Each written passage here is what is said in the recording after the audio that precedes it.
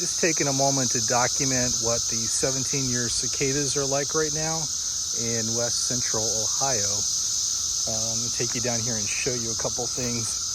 These are the carcasses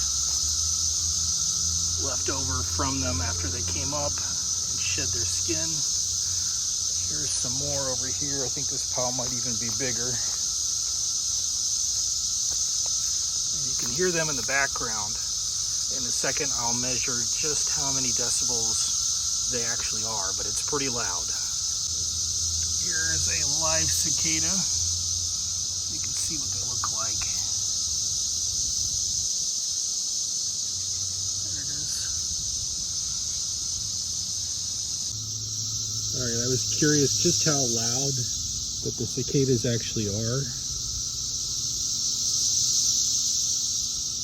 It's like we're peaking out about 87 decibels, enough to damage people's hearing.